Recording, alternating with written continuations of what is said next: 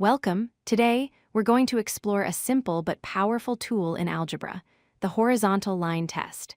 This test helps us figure out something very specific about the inverse of a function. First, let's quickly remember what a function is. Think of it as a machine where every single input you give it results in one and only one output. For example, if you put in the number 2, you can't get out both 5 and 10. You only get one answer. We can check if a graph represents a function using the vertical line test. If you can draw a vertical line anywhere on the graph and it only touches the graph once, then it is a function. An inverse function essentially does the reverse of the original function. If you put A into your function and get B out, the inverse function will take B as an input and give you A back. When you look at them on a graph, the inverse is a perfect reflection of the original function across the diagonal line y equals x. This leads us to the big question. We know the inverse is a reflection, but is that new, reflected graph always going to be a function itself? Here is the rule that answers our question. It's called the horizontal line test.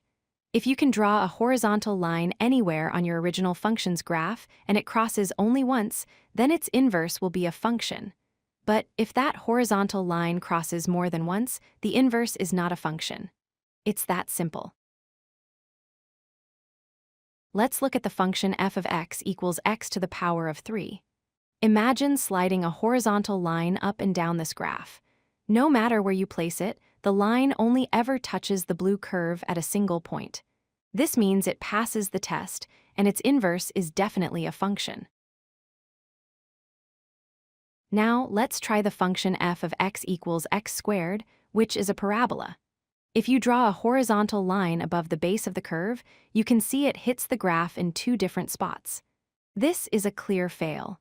The horizontal line test tells us the inverse of this function is not a function.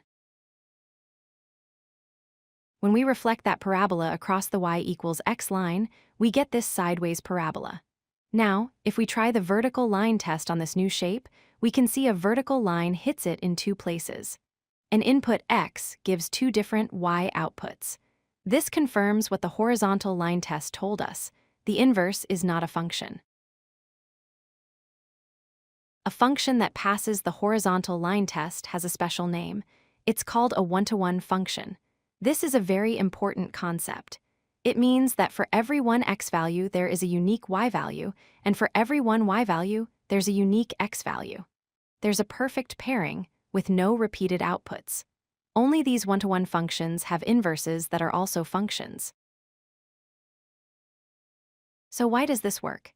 In our parabola example, f of x equals x squared, an input of -2 gives an output of 4. And an input of +2 also gives an output of 4. When an inverse swaps the inputs and outputs, it would have to take an input of 4 and somehow produce two different outputs, -2 and +2. By definition, that's not a function. The horizontal line test is just a clever visual shortcut for finding this exact problem. So, to wrap it all up, the horizontal line test is used to see if a function's inverse will also be a function. If you can draw a horizontal line that hits the graph more than once, the inverse is not a function. Functions that do pass the test are called one-to-one. And the test works because it quickly shows you if a single output value is associated with more than one input value.